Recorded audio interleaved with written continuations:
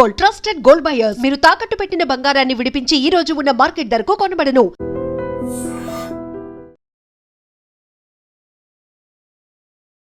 నమస్తే అమ్మా. నమస్తే అమ్మా. అమ్మ, పొదుపు ఏదైనా ఒక వస్తువు మన దగ్గర ఉన్నప్పుడు దాని విలువ తెలియదు అంటారు. అవునమ్మా. ఆ వస్తువు లేదు, అందదు, రాదు అన్నప్పుడు ఎంత జాగ్రత్త పడాల్సిన పరిస్థితి వస్తుందో. అదే ఫస్ట్ నుంచి కూడా అంటే కొన్ని మనం అనివార్య పరిస్థితుల వల్ల తప్పదు, కానీ చాలా వరకు వస్తువుల్ని మనం జాగ్రత్తగా ఉంచుకోవాల్సిన అవసరం ఉంటుంది. దీన్ని ఏ విధంగా అలవాటు చేసుకోవాలమ్మా? ఒక సంగతి గుర్తుపెట్టుకోండి అమ్మా, ఏ వస్తువునన్నా మనం తయారు చేయగలమా? ఇంపాసిబుల్.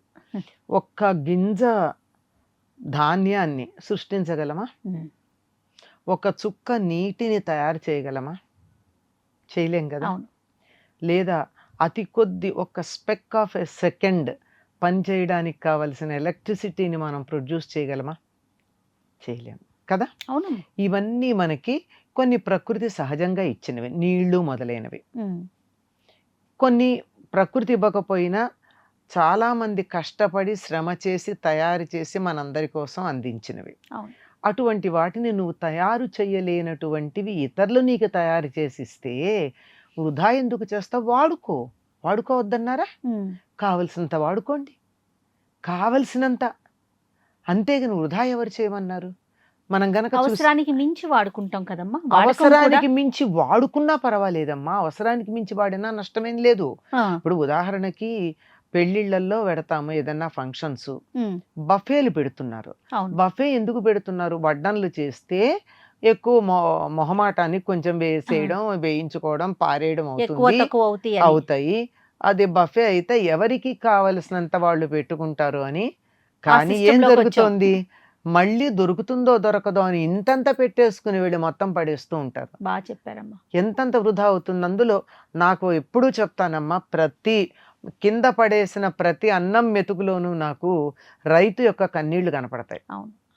ఎంత కష్టపడి ఎండనక వాననక తిప్పలు పడి నానా అవస్థ పడి అప్పుల పాలయ్యి దాన్ని వాళ్ళు చాలా జాగ్రత్తగా పంట పండిస్తారే. లాభం లేకపోయినా పంటలు పండిస్తారు. వ్యవసాయం ఒక వ్యసనం అని చెప్తూ ఉంటాను నేను. వచ్చే ఏడాదన్నా బాగా పండుతుందన్న ఆశతో పండిస్తూ ఉంటారు. అటువంటిది వృధా చేయడం చాలా తప్పు కదమ్మా. మనం తయారు చేయలేని వస్తువుని మనకి ఒకళ్ళు తయారు చేసి ఇస్తే ఎంత జాగ్రత్తగా వాడుకోవాలి. ఏదో ఒక తీపి పదార్థం మనకు దొరకదు, ఎవరో ఇచ్చారు, ఎంత జాగ్రత్తగా ఇంత ఇంత ఇంత ఇంత తింటామో, అదొక్కటి మనకి ఇష్టమైంది. మరి మిగిలిన వాటిని ఎందుకు వృధా చేస్తున్నాం? ఇది ఏ విషయంలోనైనా పొదుపు చాలా అవసరం. అందుకని జాగ్రత్తగా మనం ప్రతి వస్తువుని మ్యాక్సిమం ఆప్టిమం యూసేజ్ అంటారు. మ్యాక్సిమం వాడుకోండి, ఎవరు వద్దన్నారు? కావలసినంత.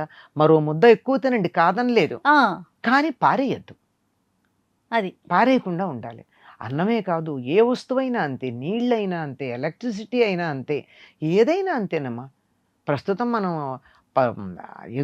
ఎదుర్కొంటున్నటువంటి ఒక భయానక పరిస్థితి ఒకటి ఉంది కదా మనకి. చూడండి, ఏమిటది? పెట్రోల్ కూడా కావాలంటే ప్రయాణాలు మానుతామమ్మా. కానీ గ్యాస్ అది ఎట్లా వీలవుతుందమ్మా అసలు?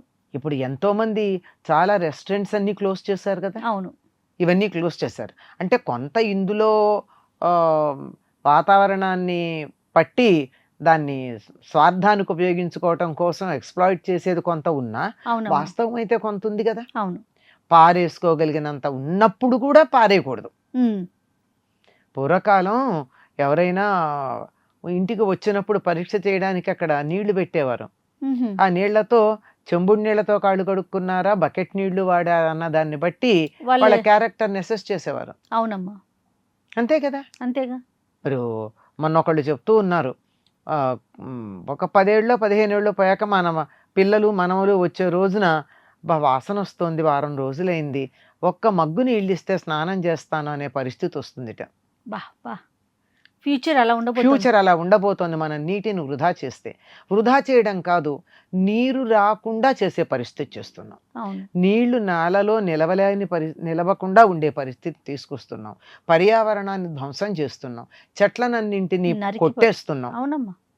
దాంతో ఏమవుతుంది? చెట్లు సరిగ్గా లేకపోయేటప్పటికీ వాన నీళ్లు కూడా వెళ్ళిపోయి ఎక్కడో కలిసిపోతున్నాయి తప్ప సముద్రంలో, నేలలో ఇంకే అవకాశం లేకపోయింది. అవును. అందుకే కదా జగ్గి వాసుదేవ్ ఆ, ఆ కావేరీని నిర్మాణం చేద్దామని దానికి చేసిన మొదటి పని ఏమిటి, కావేరీ నది ఒడ్డున చెట్లను పెంచాడు. అవును. చెట్లను పెంచితే ఏమైంది, ఆ చెట్ల వేళ్ళెళ్ళి చక్కగా మట్టిని నిలబెట్టి నీరు కొట్టుకుపోకుండా నీరు కాపాడుతుంది. కొంతన్నా అక్కడ నిలబడి ఉండేటట్టుగా చేయడం ఇవి జరిగాయి నేలలో నీరు ఉంటుంది కదమ్మా. కదా. నేలలో ఈ నీరు ఇంకితే బాగుంటుంది. ఈ విధంగా ఏదో ఒకటి చెయ్యాలి తప్ప వృధా చేస్తే ఎట్లాగమ్మా. ఉమ్, ఎక్కడన్నా మనం ఒకళ్ళు చెప్తారు దేశ సేవ నేను ఎలా చేయగలను అంటే, నేనేం చేయలేను అంటారు చాలామంది. నేను యుద్ధం చేయలేను, అది చేయలేను, ఇది చేయలేను. కానీ నువ్వు చేయగలిగింది చాలా ఉంది. అవును. ఎక్కడన్నా ఒక ట్యాప్లో నుంచి చుక్క చుక్క నీళ్లు పడుతుంటే ఆపు, దాన్ని సరిచి అప్పుడు ఏమైంది, నీళ్లు వృధా కాకుండా అయింది కదా. ఎక్కడన్నా పెడుతూ ఉన్నప్పుడు మనుషులు లేని చోట ఫ్యాన్లు లైట్లు ఉంటే ఆఫ్ చేయడం, అవును. ఆ విధంగా కూడా మనం దేశ ఆదా సేవ చేసినట్టే కదా. చేసినట్లే. దేశ సేవ చేసినట్టే. పర్యావరణాన్ని పాడు చేయకుండా ఉండడం, ఒక మొక్క నాటడం, అవును. అనవసరంగా మొక్కలు విరిచి పారేయకుండా, మొక్కలను నాశనం చేయకుండా ఉండటం, నీటిని కలుషితం చేయకుండా ఉండడం, ఇవన్నీ కూడా దేశ సేవ చేసినట్టే కదా. అవును. దీనికోసం నువ్వు భుజాన రైఫిల్స్ పెట్టి వెళ్ళక్కర్లేదు, యుద్ధ భూమికి వెళ్ళక్కర్లేదు. ఉమ్. దేశానికి ఎంత సేవ చేసినట్టు. కాదమ్మా, ఇప్పుడు పెట్రోల్ దొరకట్లేదని చెప్పేసి జాగ్రత్త పడి బంకుల చుట్టూ 100 సార్లు అంటే ఎంతెంత లైన్ ఉన్నా కూడా మనం నుంచున్నాం. ఆఫ్ కోర్స్ పరిస్థితి వేరనుకోండి, ఆ. కానీ ఉన్నప్పుడు దాన్ని మనం ఎలా వాడుకుంటున్నాం ఏంటి అనేది కూడా మనం ప్రాక్టికల్ చాలా ఆశ్చర్యంగా ఉంటుందమ్మా. ఉస్మానియా యూనివర్సిటీ దగ్గర 5-6 కిలోమీటర్ల దూరం నుంచి కారులో వచ్చి అక్కడ వాకింగ్ చేస్తారు పొద్దున్నే. నాకు వింతగా అనిపిస్తుంది. అవును. అవును. ఇంత దూరం కారులో వచ్చారు అంటే ఎంత పెట్రోల్ అయి ఉంటుంది, అంతే. వీళ్ళు వాతావరణాన్ని ఎంత కలుషితం చేశారు. ఉమ్. ఆ వచ్చేది ఏదో నడిచి రావచ్చు కదా, 4 కిలోమీటర్లు 5 కిలోమీటర్లు, లేదా అసలు అది కూడా లేకుండా సైకిల్ మీద కనుక వచ్చినట్టయితే అవును. అసలు మీరు ఎక్సర్సైజే ఎక్కువ చేయకుండా సరిపోతుంది. అవును. ఇవి ఎందుకు ఆలోచించరు. అవును. అంటే మేము అక్కడ వాకింగ్ చేయడానికి వచ్చామని ఒక చెప్పుకోవడానికే తప్ప అక్కడ వాతావరణం అంతా కలుషితం చేసినట్టేనా. అవును. పచ్చని వాతావరణం, బాగా ఆక్సిజన్ ఉంటుందని కదా అక్కడికి వస్తారు.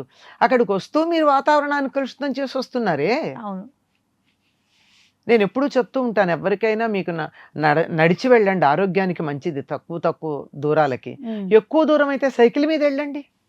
మీకు కాస్త సైక్లింగ్ సిస్టమ్ మనకి తక్కువేనమ్మా, ఒకప్పుడు ఉండేదేమో. ఉండేది. ఇప్పుడు చూసుకుంటే అంత ఇంగ్లాండ్ లో కొన్ని మెడికల్ కాలేజెస్ లో పెద్ద పెద్ద ప్రెమిసెస్ ఉంటుంది కదా, ఉమ్. లోపల కార్లలో తిరగడానికి వీల్లేదు, గేటు దగ్గర ఆపేయాలి కారు, మొత్తం అంతా సైకిల్. సైకిళ్ళ మీదే తిరుగుతారు. వీళ్ళకి ఆరోగ్యానికి ఆరోగ్యం, పర్యావరణానికి పర్యావరణం. అవును. అవును. ఎంత బాగా కలిసి వచ్చింది.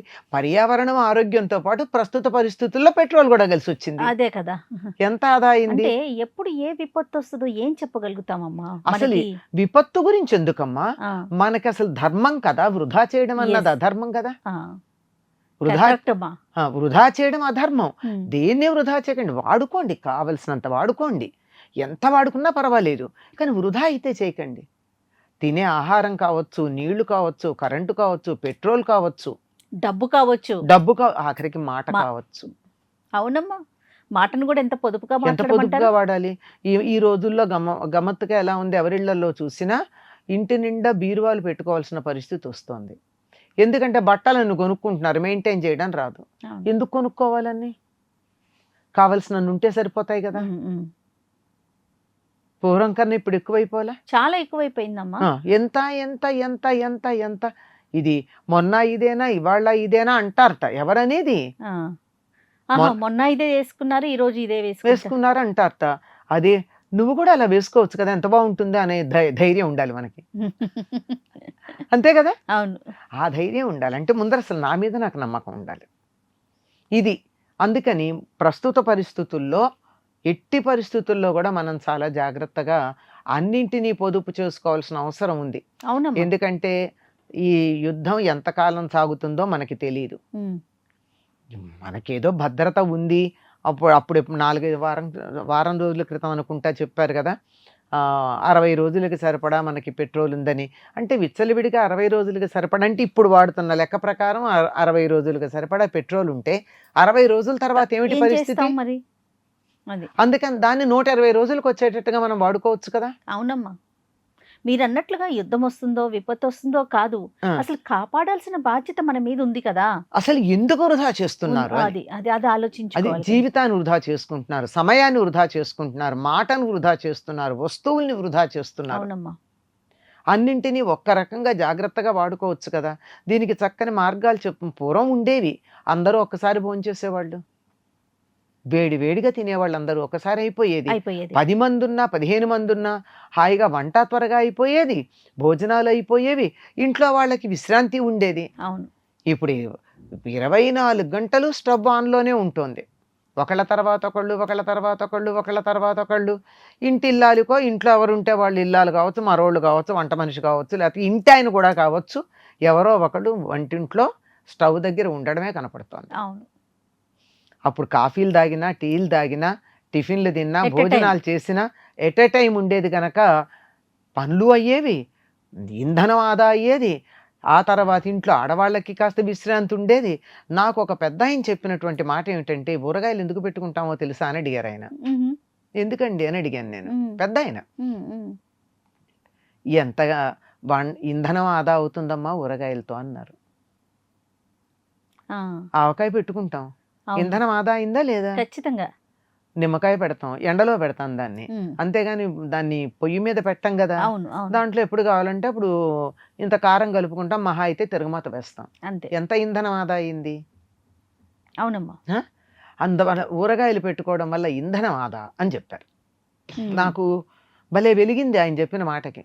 పెద్ద ఆయన. అదే అదే ఇది ఈ పూర్వకాలం మన వాళ్ళు ప్రతిదీ ఆదా చేయడానికి ఇలా చేస్తూ ఉండేవారు. ఏ ఋతువులో దొరికింది ఆ ఋతువులో చాలా జాగ్రత్తగా భద్రపరుచుకుని అన్ని ఋతువుల్లో వాడుకోవడానికి తగినటువంటి పద్ధతులు చేసుకునేవారు. దీనికోసం ప్రత్యేకంగా ఇంధనాన్ని కానీ మరొకటి కానీ వాడేవాళ్ళు కాదు. ఎంత పొదుపమ్మా మన పూర్వులది అంటే నాకు కళ్ళు తిరిగినంత పని అయింది. అంటే నాకు తెలియదు ఆ విషయం, ఆ దృష్టితో నేను ఆలోచించలేదు కదా. నాకంత కళ్ళు మన వాళ్ళు అంటూ ఉంటారు అయ్యి ఒప్పనరని, అట్లా అనిపించింది. అట్లా ప్రతిదీ ఒక్కసారి భోజనం చేయండి.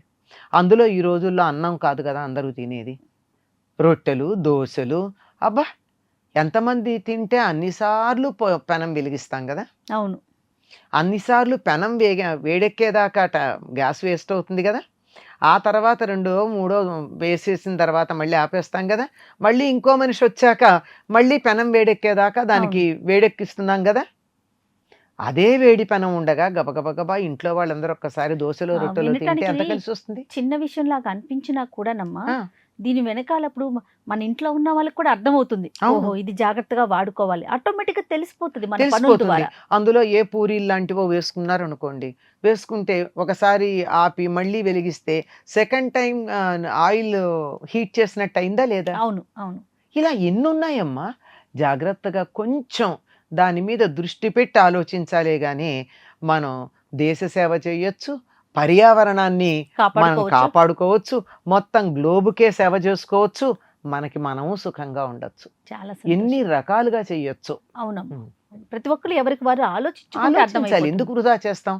మీరు వాడే నీళ్లు ఉన్నాయి, వాడే నీళ్లు, కొన్ని నీళ్లు మనం స్నానం చేస్తాం, దాన్ని ఏం చేయలేము. బట్టలు ఉతికి నీళ్లు ఉంటాయి, బయట ఓపెన్ ప్లేస్లో పోయండి, ఒక బకెట్ పట్టుకెళ్ళి పోస్తే నేలలోకి ఇంకుతాయి కదా. అవును అవును. ఎక్కడికక్కడ గచ్చు మీద పారబోసే కన్నా, లేదా ఆరు బయట గచ్చు మీద పోసినా వాతావరణంలో నీటి ఆవిరి వచ్చి చల్లబడుతుంది. ఎక్కడన్నా ఖాళీ ప్రదేశం ఉంటే అక్కడ పోయిండి, నేలలోకి నీళ్లు ఇంకుతాయి.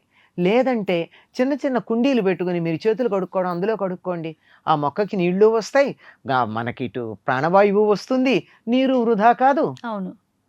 మనకేదో పూల మొక్క అయితే పూలో, కరివేపాకో, తులసిలో అయితే చేతులు కడగమనుకోండి, ఏదో ఒక ఆకుకూరో, కరివేపాకో, ఇంకా పూల మొక్కలో పూలో వస్తాయి. చాలా జాగ్రత్తగా మనం వాడుకుందామమ్మా.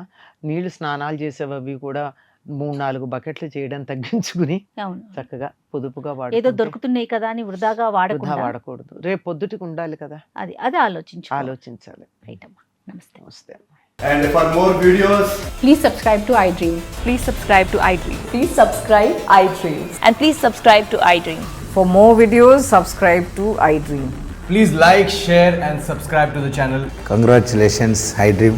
Subscribe to iDream. Subscribe to iDream. So subscribe to iDream Media. iDream ki iDream team andarki huge congratulations. Please subscribe iDream Media. Please subscribe to iDream. Subscribe iDream. Please subscribe to iDream. I dream అంటే నా కళల channel subscribe చేసుకున్న నోరు తిరుగుతలేదు. మీరైతే గంట గుర్తు కొట్టండి. For more such videos, please subscribe to iDream. Subscribe to iDream. Please subscribe to iDream. Please subscribe iDream Media. Please do subscribe to I dream. Please subscribe to iDream Media. For best entertainment and information, please subscribe iDream. And don't forget to subscribe to iDream.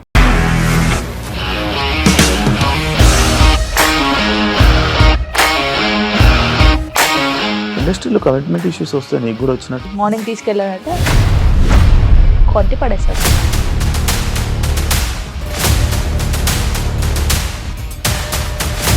ఒక్కళ్ళు కూడా చూడలేదు ఈ cinema అని చెప్పడానికి కూడా చాలా ధైర్యం కావాలి. అది నిజం కదా, దాంట్లో ధైర్యం ఏంటి? ఇది నెక్స్ట్ డే ప్లేట్ మార్చేస్తే తప్పు కదా. As of now, we are comfortable this అని నేను అనుకుంటున్నాను. రష్మిక గారిది మీది ఒకే ఊరంట కదా. నీకు కోపం వచ్చిందంటే బాగా తిట్టేత్తరా? తిట్టేద్దామండి. నిజంగా గేమ్ ని ఎలా చేంజ్ చేయగలిగారు? ఏపీఎస్ఎఫ్సి వాళ్ళకి 6 నెలల్లో నేను 6 లక్షలు కట్టా. బిజినెస్ చేయాలనుకుంటే it is as difficult as riding a tiger.